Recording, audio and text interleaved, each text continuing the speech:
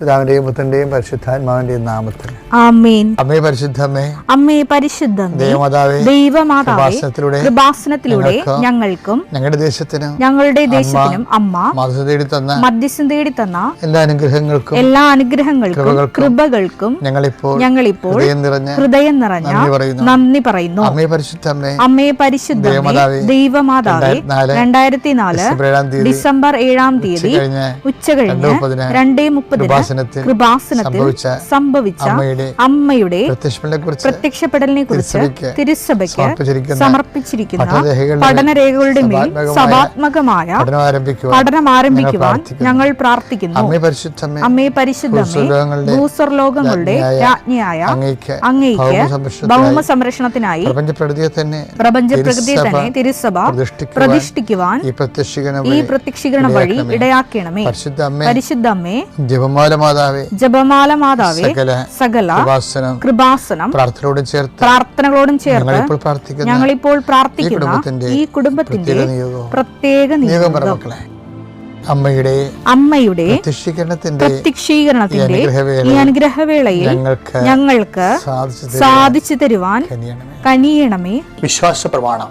സർവശക്തനായ പിതാവും ആകാശത്തിന്റെയും ഭൂമിയുടെയും സൃഷ്ടാവുമായ ദൈവത്തിൽ ഞാൻ വിശ്വസിക്കുന്നു. അവിടുത്തെ ഏകപുത്രനും ഞങ്ങളുടെ കർത്താവുമായ ഈശോ മിശിഹായിലും ഞാൻ വിശ്വസിക്കുന്നു. ഈ പുത്രൻ പരിശുദ്ധാത്മാവിനാൽ ഗർഭസ്ഥനായി കന്യകാമറിയത്തിൽ നിന്ന് പിറന്ന് പൊന്തിയോസ് പീലാത്തോസിന്റെ കാലത്ത് പീഡകൾ സഹിച്ച് കുരിശിൽ തറയ്ക്കപ്പെട്ട് മരിച്ച് അടക്കപ്പെട്ട് പാതാളങ്ങളിൽ ഇറങ്ങി മരിച്ചവരുടെ ഇടയിൽ നിന്ന് 3-ാം നാൾ ഉയർത്ത് സ്വർഗത്തിലേക്ക് എഴുന്നള്ളി സർവശക്തിയുള്ള പിതാവായ ദൈവത്തിന്റെ വലതുഭാഗത്തിരിക്കുന്നു. അവിടെ നിന്ന് ജീവിക്കുന്നവരെയും മരിച്ചവരെയും വിധിക്കുവാൻ വരുമെന്നും ഞാൻ വിശ്വസിക്കുന്നു.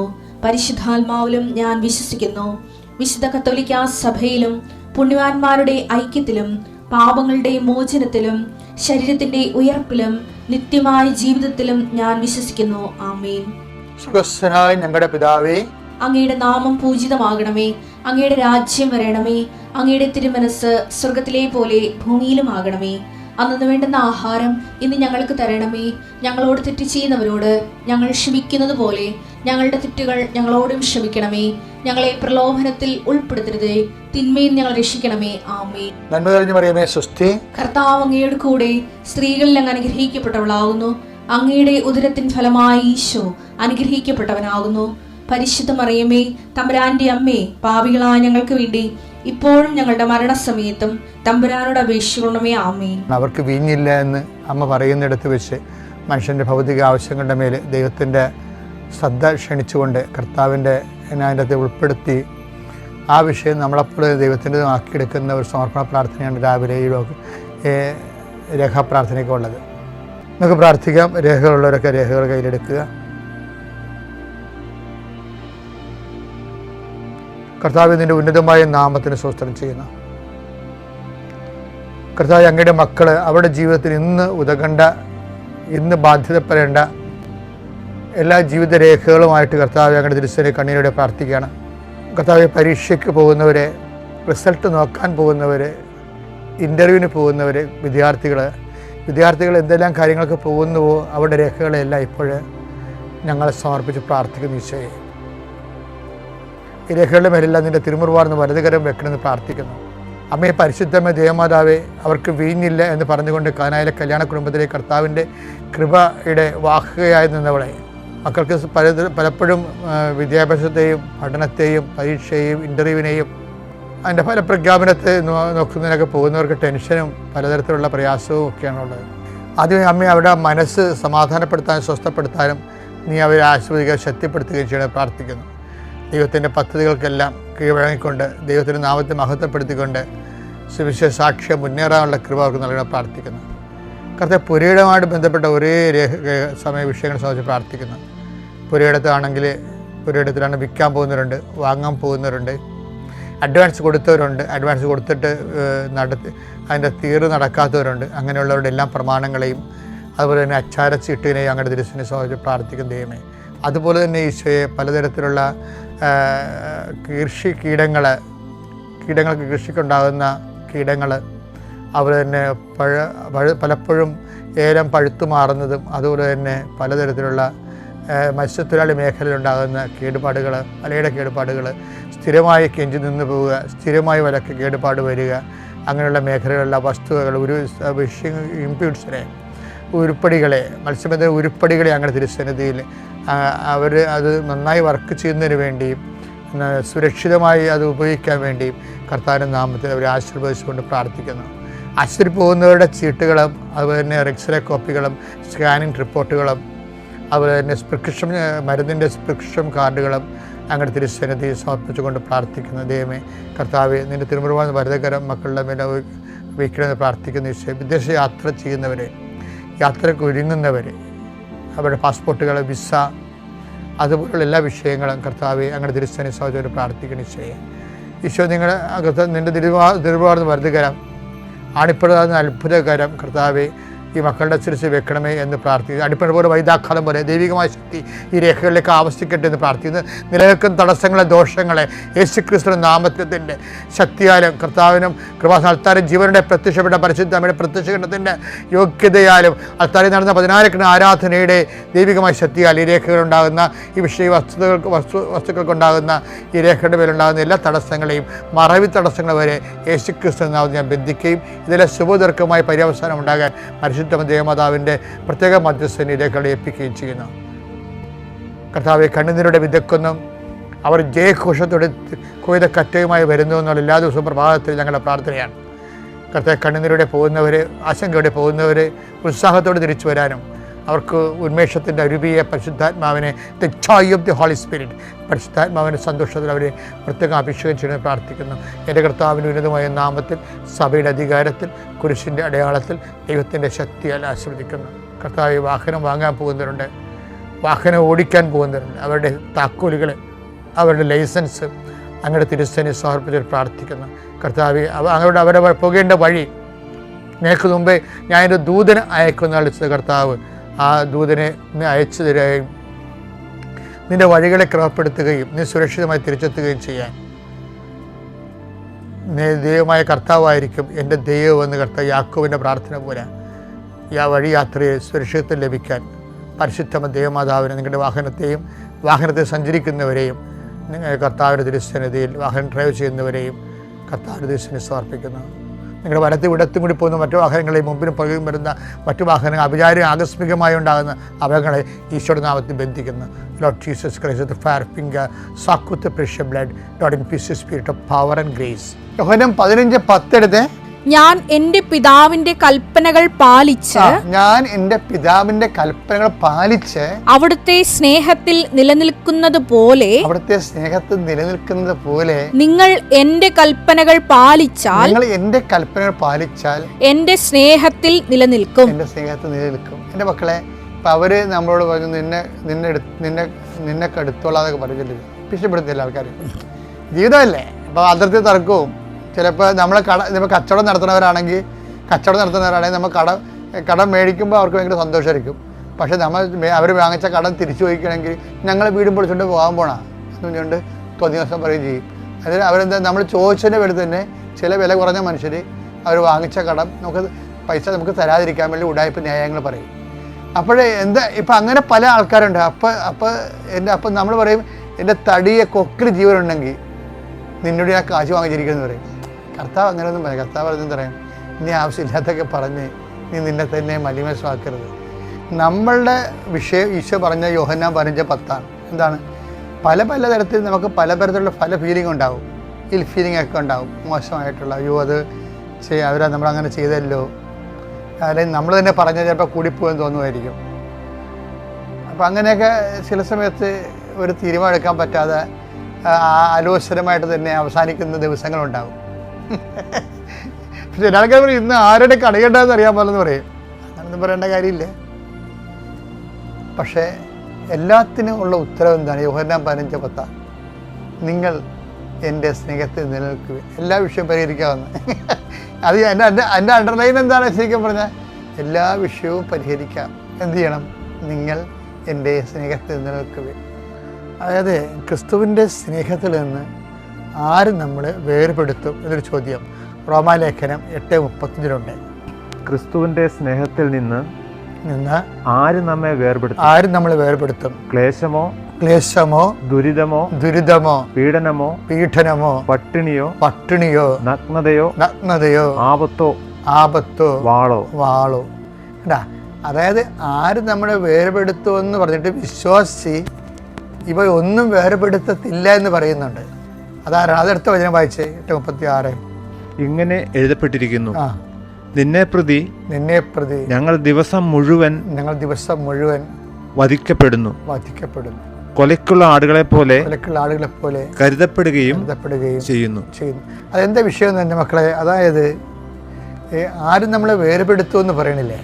അപ്പോൾ ഇതെല്ലാം വേർപെടുത്തുന്ന സംഭവങ്ങളാണ്. ആരും വേർപെടുത്തത്തില്ല എന്നതിൻ്റെ അർത്ഥം. ആരും വേർപെടുത്തരുത് എന്നതിൻ്റെ അർത്ഥം എന്താണ്?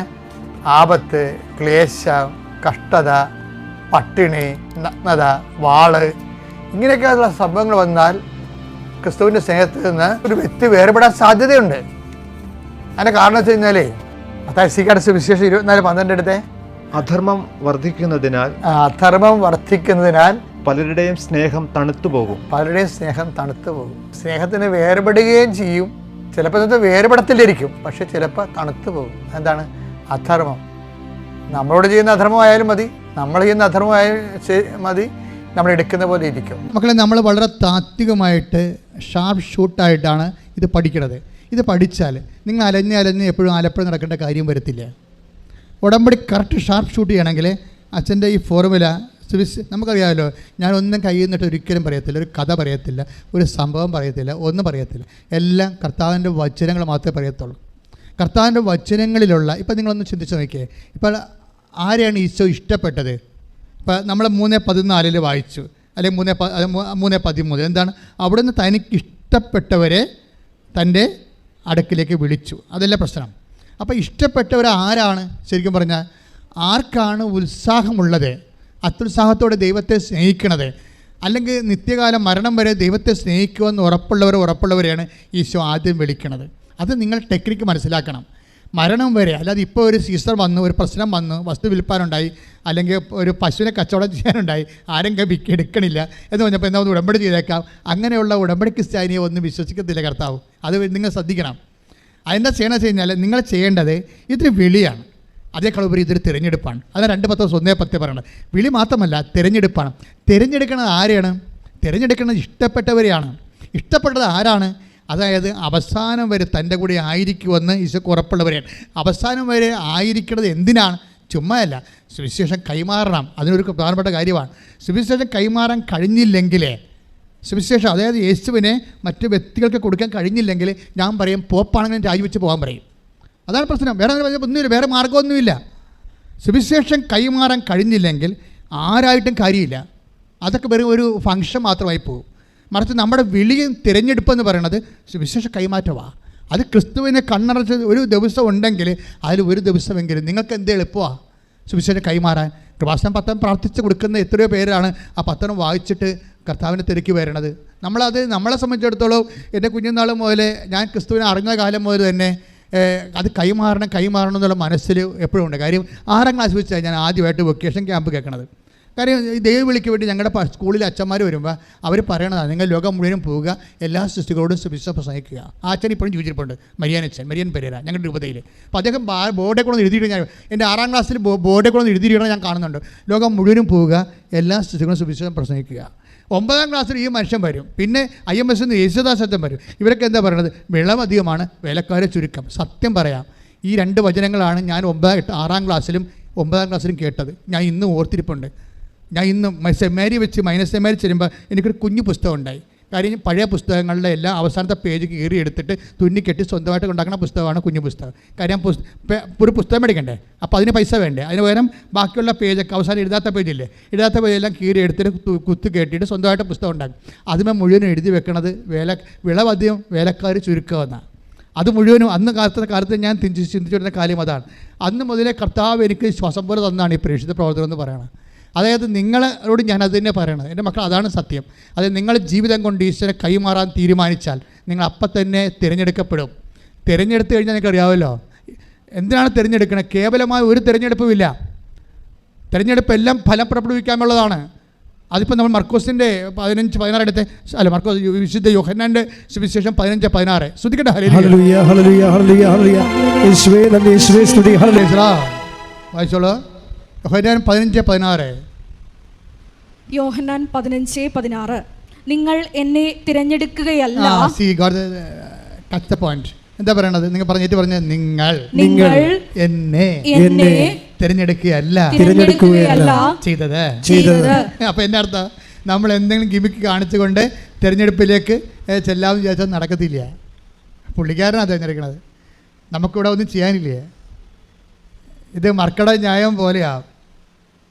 ഭാരത മീമാംസകളിലെ മർക്കട ന്യായമുണ്ട്, മാർജാര ന്യായമുണ്ട്. അപ്പോൾ മർക്കട ന്യായം എന്ന് പറയുമ്പോൾ കുരങ്ങിൻ്റെ കുഞ്ഞ് എന്നെ കുരങ്ങ് ഒരു സ്ഥലത്ത് നിന്ന് അടുത്ത സ്ഥലത്തേക്ക് കൊണ്ടുപോകുമ്പോൾ കുരങ്ങിൻ്റെ തള്ളക്കുരങ്ങിൻ്റെ മുതുകത്ത് ഈ കുഞ്ഞു കുരങ്ങ് ഇങ്ങനെ അള്ളിപ്പിടിച്ചിരിക്കണം. അപ്പോൾ അവിടെ പിടിച്ചിരുന്നില്ലെങ്കിൽ തള്ളക്കുരങ്ങ് ചാടുമ്പോൾ കുഞ്ഞ് തെറിച്ചു പോകും. അവിടെയാണ് കുഞ്ഞിനെ ഒരു റോളുണ്ട്. പക്ഷേ പൂച്ച മർക്കട ന്യായം മാർജാര ന്യായം എന്താ? പൂച്ച കുഞ്ഞിനെ കൊണ്ടുപോകണമാണ്. അവിടെ കുഞ്ഞിനൊന്നും ചെയ്യാനില്ല അല്ലേ? മച്ചൻ്റെ പുറത്തേക്ക് പൂച്ച കയറണം എങ്ങനെയാണ്? കുഞ്ഞിനെ കടിച്ചോണ്ട് കയറും. ഇങ്ങനെ ചോദിച്ചതിനെ പോലെ കിടക്കുകയുള്ളൂ. അവിടെ കുഞ്ഞിനൊന്നും ചെയ്യാനില്ല. അതുപോലെയാണ് ഇതിൻ്റെ അകത്ത് വന്നിരിക്കുന്നത്. ഇവിടെ കുഞ്ഞിനൊന്നും ചെയ്യാനില്ല. നിങ്ങൾ എന്നെ തിരഞ്ഞെടുക്കുകയല്ല ചെയ്തത്, ഞാൻ നിങ്ങളെ തിരഞ്ഞെടുക്കുകയാണ് ചെയ്തത്. അത് ഒരു സീരിയസ് വെല്ലുവിളിയാണ്, ഒരു ചാലഞ്ചാണ്. അത് നമ്മൾ ഒന്ന് പ്രാർത്ഥിച്ച മക്കളെ, എൻ്റെ കർത്താവേ, എൻ്റെ കഴിവിനേക്കാൾ ഉപരി നിന്റെ കൃപയിലാണ് എൻ്റെ ദൈവവിളിയെന്ന് ഞാൻ തിരിച്ചറിഞ്ഞുകൊണ്ട് നിന്നാൽ ആകർഷിക്കപ്പെടാൻ എനിക്ക് ആത്മാവിന്റെ അഭിഷേകം നൽകണമേ.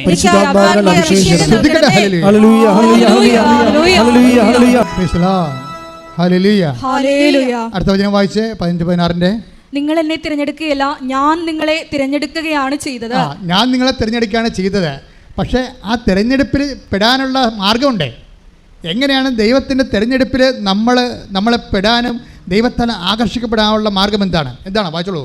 നിങ്ങൾ പോയി ഫലം പുറപ്പെടുവിക്കുന്നതിനും പറഞ്ഞ നിങ്ങൾ പോയി ഫലം പുറപ്പെടുവിക്കുന്നതിനും നിങ്ങളുടെ ഫലം നിലനിൽക്കുന്നതിനും വേണ്ടി ഞാൻ നിങ്ങളെ നിയോഗിച്ചിരിക്കുന്നു. രണ്ട് കാര്യമാണ്. ഒന്നെന്താണ്? നിങ്ങൾ പോയി ഫലം പുറപ്പെടുവിക്കണം. പിന്നെന്താണ്? നിങ്ങളുടെ ഫലം നിലനിൽക്കണം. അപ്പം നിലനിൽക്കുന്ന ഫലമാണെന്ന് ഫലം പുറപ്പെടുവിക്കുമെന്ന് കണ്ടാൽ, ആ ഫലം നിലനിൽക്കുന്നതാണെന്ന് കണ്ടാൽ തിരഞ്ഞെടുക്കപ്പെടാനുള്ള സാധ്യതയുണ്ട്. പറഞ്ഞ മനസ്സിലായില്ലേ? അല്ല സീസണലാണെങ്കിൽ ഇത് വർക്ക് ചെയ്യത്തില്ല. എന്ന് വെച്ച് കഴിഞ്ഞാൽ ഇപ്പം നിങ്ങളെല്ലാവരും അനുവർത്തിക്കുന്ന സീസണൽ സ്പിരിച്വാലിറ്റിയാണേ. ഒരു ഇഷ്യൂ ഉണ്ടായി, ആ ഇഷ്യൂവിനെ ബേസ് ചെയ്തുകൊണ്ട് ഒരു പ്രാർത്ഥനാ പദ്ധതി ഉണ്ടായി. അത് പ്രാർത്ഥനയും സാക്ഷ്യം പറഞ്ഞ് ഇറ്റ് ഈസ് ക്ലോസ്ഡ്. അത് ഇഷ്യൂ ബേസ്ഡാണ്. പക്ഷെ അത് നിലനിൽക്കണില്ല. അവിടെ പ്രശ്നം. തിരഞ്ഞെടുക്കപ്പെടണമെങ്കിൽ രണ്ട് ക്വാളിറ്റി വേണം. എന്താണ്? നിങ്ങൾ പോയി ഫലം പുറപ്പെടുവിക്കണം. ഫലം ഉണ്ടാകുന്ന ആൾക്കാരായിരിക്കണം. ഫലം പുറപ്പെടുവിക്കണം. പിന്നെ എന്താണ്? ഫലം നിലനിൽക്കണം. എന്ന് വെച്ചാൽ അത് ഈ രണ്ട് കാര്യം, ഫലം പുറപ്പെടുവിക്കണം, പിന്നെ എന്താ ഒന്ന് പറഞ്ഞേ? ഫലം പുറപ്പെടുവിക്കണം. രണ്ടാമത്തെ എന്താണ്? ഫലം നിലനിൽക്കണം. നിങ്ങൾ ഈ നിലനിൽക്കുന്ന ഫലമാണ് പുറപ്പെടുവിക്കുന്ന ആൾക്കാരാണെങ്കിലും നിങ്ങൾ 45 വയസ്സ് കഴിഞ്ഞാലും 50 വയസ്സ് കഴിഞ്ഞാലും 60 വയസ്സ് കഴിഞ്ഞാലും ഒക്കെ കർത്താവിൻ്റെ കൃപയിൽ കർത്താവിന് വേണ്ടി ജോലി ചെയ്ത് ജീവിക്കുമെന്ന് എങ്ങാനും ദൈവത്തിന് മനസ്സിലായാൽ പിന്നെ ഈ തിരഞ്ഞെടുപ്പ് പെട്ടെന്നാകും. ഒന്ന് പ്രാർത്ഥിച്ച കർത്താവേ, എന്നെ നീ തിരഞ്ഞെടുക്കണമേ. എന്നെ ഫലം പ്രാപിക്കുന്ന ഫലം കായ്ക്കുന്ന വൃക്ഷമായി മാറ്റണമേ. ഫലം നിലനിൽക്കുന്ന സൃഷ്ടിയായി മാറ്റണമേ. രണ്ട് കാര്യവും പ്രധാനപ്പെട്ടതാണ്. ഇതെല്ലാം ഉടമ്പടിയോട് ബന്ധപ്പെട്ട് വരുന്നതാണ്. എന്താണ്? സമയച്ചുരുക്കത്തിൻ്റെ സംഭവമാണ് ഇതെല്ലാം. സമയച്ചുരുക്കം ആർക്ക് കൊടുക്കുമെന്നാണ് പറഞ്ഞിരിക്കുന്നത്? അതായത് അത് 13:20 വായിച്ച ഒന്നൊരു മർക്കോസ് സുവിശേഷം. ശ്രദ്ധിക്കട്ടെ. Hallelujah hallelujah hallelujah hallelujah hallelujah യേശുവേ നന്ദി ഹല്ലേലൂയ. മർക്കോസ് 13:20. കർത്താവ് ആ ദിവസങ്ങൾ ചുരുക്കിയില്ലായിരുന്നെങ്കിൽ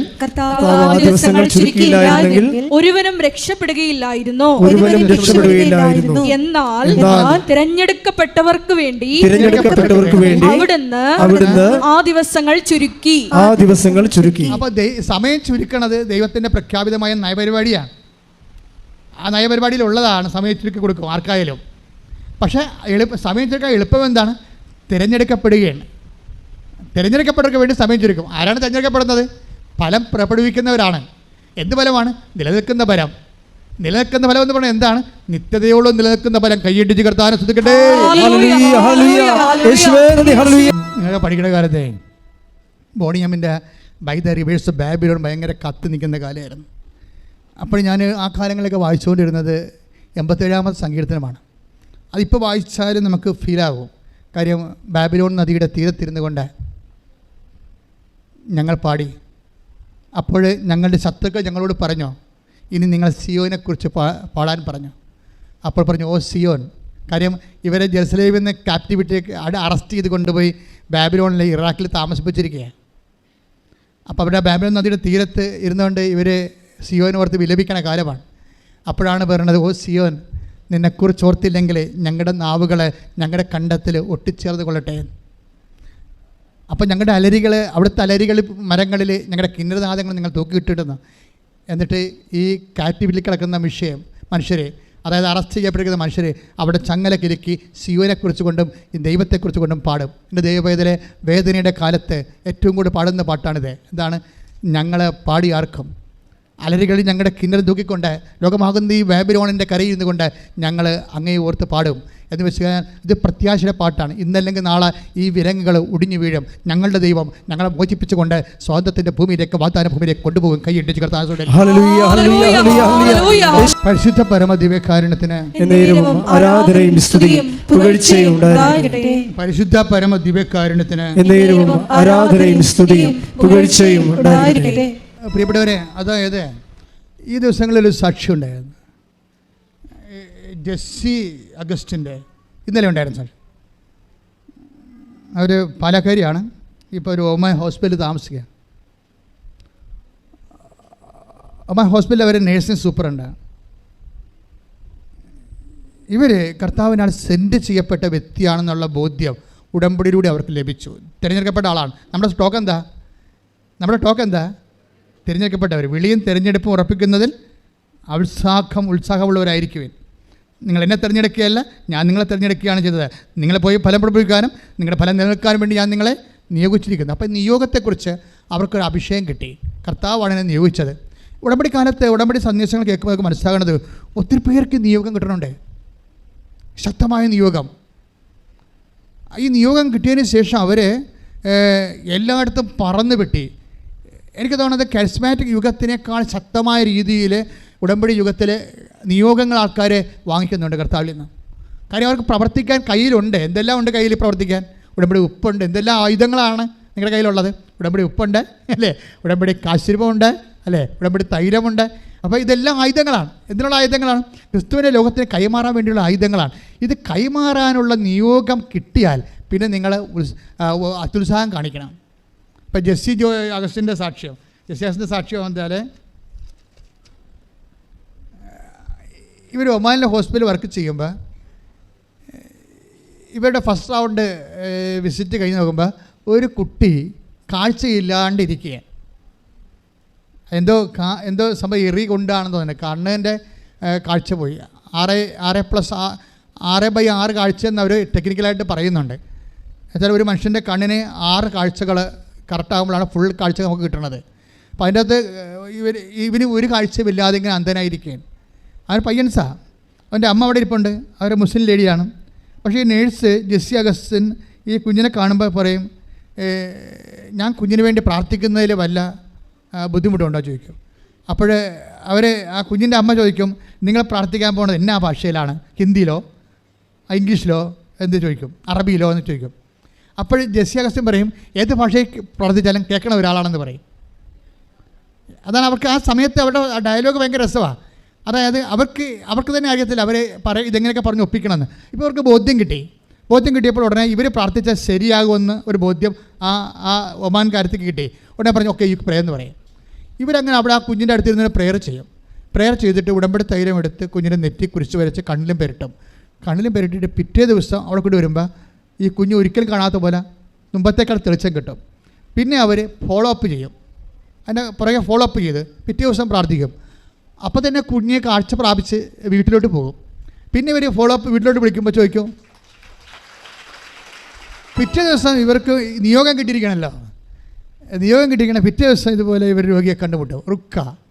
റുഖ്യ എന്ന് പറഞ്ഞൊരു ഇതുപോലെ തന്നെ റൊമാൻ ലേഡിയെ കുഞ്ഞിനെ കാണും. ആ കുഞ്ഞിൻ്റെ പ്രശ്നം വെച്ച് കഴിഞ്ഞാൽ വെന്റിലേറ്റർ പോലെ ഈ കുഞ്ഞിനെ റിജക്റ്റ് ചെയ്തുകൊണ്ടിരിക്കുകയാണ്. ന്യൂമോണിയ കയറിയിട്ട് പതിര ബ്ലോക്കായിട്ട് കാർബൺ ഡൈ ഓക്സൈഡ് 100-120% കൂടി. അപ്പോൾ വെന്റിലേറ്റർ ഇവരെ റിജക്റ്റ് ചെയ്യുന്നു. വെന്റിലേറ്ററിലാണല്ലോ അവസാന അഭയം, കൃത്രിമ ശ്വാസം കൊടുക്കണം, വെന്റിലേറ്റർ റിജക്റ്റ് ചെയ്യുന്നു. അപ്പോൾ അങ്ങനെയുള്ള അപ്പോഴും ജെസ്സി അഗസ്റ്റിന് തോന്നി ഈ കുഞ്ഞിന് വേണ്ടി പ്രാർത്ഥിക്കണമെന്ന്. ഉടനെ അവരോട് ചോദിച്ച്, ഞാൻ ഈ കുഞ്ഞിന് വേണ്ടി പ്രാർത്ഥിക്കട്ടെ എന്ന് ചോദിച്ചു. ഉടമ്പടിയുടെ റേഞ്ച് പോണ പോക്കുണ്ടല്ലേ, നിങ്ങളൊക്കെ നിങ്ങളുടെ സ്വന്തം കാര്യമൊക്കെ പറഞ്ഞിരുന്നു കേട്ടോ. കർത്താവിനെ കൈമാറാൻ തയ്യാറായി മാത്രമേ തിരഞ്ഞെടുക്കപ്പെടത്തുള്ളൂ.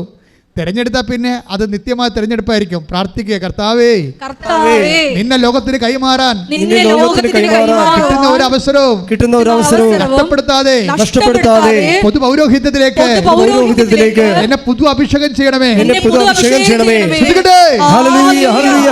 എന്തൊരു മനോഹരമാണ് ഈ ഗാനം. ലോകമാകും ബാബിലോണിൻ പുഴയോരത്ത്, മിഴിനീരിൻ പുഴയോരത്ത്.